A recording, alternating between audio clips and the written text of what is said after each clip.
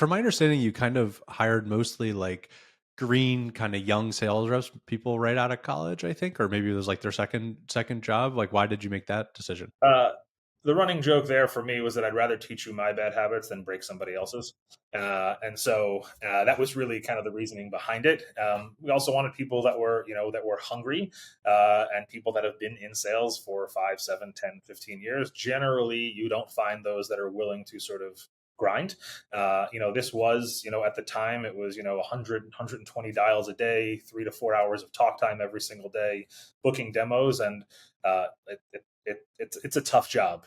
It's I don't want to say it's thankless, because if you're good at it, you make really good money in commissions. But it is a tough job to come in every single day and try and be successful. I always, we talk about like the hiring of athletes, right? And while yes, that makes sense, and I agree with some of the sort of like competitiveness that like an athlete might have, my opinion is that you don't have to be an athlete to be successful in sales, but you have to be, you have to know what it's like to lose and get up and go back and get better and do it again the next day. So I don't care if you played on your high school's chess team or your college's chess team and didn't do anything, athletic for your entire life. You had to go and compete and you had to win. And if you lost, you could not let that bother you. You had to figure out what you did wrong and make it right the next time. And so that the understanding what it's like to lose and go back and get after it again is all that really mattered. So I think people always like conflate that with just athletes and sports, but I think it like obviously, is much broader than that.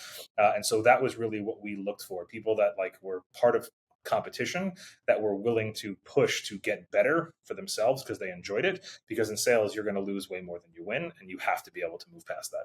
Yeah, I love that mentality. I mean, yeah, the best sales reps I know just have a certain grittiness to them and are just incredibly competitive and just get so upset when they lose, and then they sort of change all the things that they need to do to make sure that they're winning constantly. That's yeah, it's funny. I was never personally competitive like in sports. Like I was always like, I missed the basketball shot, whatever. But when it comes to business, like especially when I've been building doc, it's like no, I want to win every single deal, and I'm going to come back and figure out, all right, how do I build the features or change the sales process to kind of figure out and make it happen. You mentioned a little bit earlier, but it sounds like your approach to training the sales team was actually having the other sellers on the sales team kind of train them. Like, would you bring in like a class of young sales reps, and then like the other 10 current sales reps would train the other five? Like, how would that training process work? Yeah, so I mean, look, the initial sort of onboarding, if you will, which I still run a process of that today at Marqii, is this sort of 1 week boot style training, right? We're going to go through product, we're going to go through process, we're going to go through sales, we're going to go through systems, everything that has to do with the company.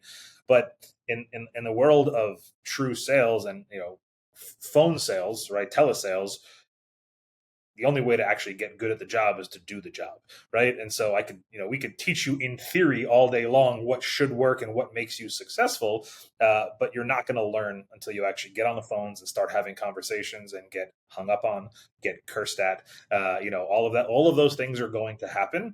And so, yes, I think it was extremely important to mix the existing sellers with the new sellers, so that the new sellers could learn from the existing sellers. Look, after a couple, let's say, weeks or months on the job, you could walk by anyone's desk and hear the conversation that they're having with the customer, where all you can hear is the rep. You can't hear the customer, but you know exactly what the customer asked based on how the rep is responding to the question, or whatever was posed in front of them.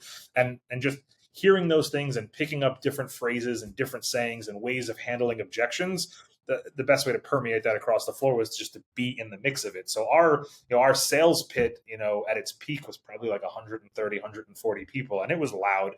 And sometimes you'd have people complaining that it's too loud. The old boiler room scene of like people getting under their desk with their phone on their ear absolutely happened many, many times, to try and have some quiet, peace and quiet to have a conversation. But it was that energy, it was that camaraderie, and it was that ability to hear your peers that made everyone better, and also made everyone want to do better because you watch the success happening. It was a really fun environment. It had its wild and crazy times, but it was certainly an enjoyable time. That's been the hardest part about kind of this like pandemic remote work world, especially I think sales teams are probably hit the hardest. I mean, I know at Lattice, especially is like when there was young sellers, like you just the training is just very different in a remote environment, and you can't just like pick up on things that the person next to you is doing. And yeah, it'll be interesting to see how kind of the business world maybe shifts back into in person, especially sales teams. I think will probably need to be. Yeah. So again, for me, and I agree with you. Like, look, Marquee is 100% remote, right? We don't have a true office, and so the challenge is we lose out on the benefit of that sort of in office camaraderie and in office, learning through osmosis. However, I think one of the big benefits that we have being remote is that I'm not limited to hiring from a 15-mile radius, right? So I can find the best in class anywhere in the country. So that may not need as much of what that in office environment brought. And I can still find success from people that are, look, I'm in New York. So if you're in Seattle, if you're in Oklahoma, I don't care. If you're really good at this job and you can do this job, live anywhere, work. We have a very healthy work from anywhere attitude, at Marquee. And so we encourage people to like not be in an office and to make calls from the beach if you can do your job and be successful at it. Yeah, no, there's pros and cons Yeah. to both approaches, and yeah, I don't know. I even find in my own personal life, there's some weeks where I really want to be remote and do that kind of work style, and then there's other times where I want to be in the office and have that camaraderie.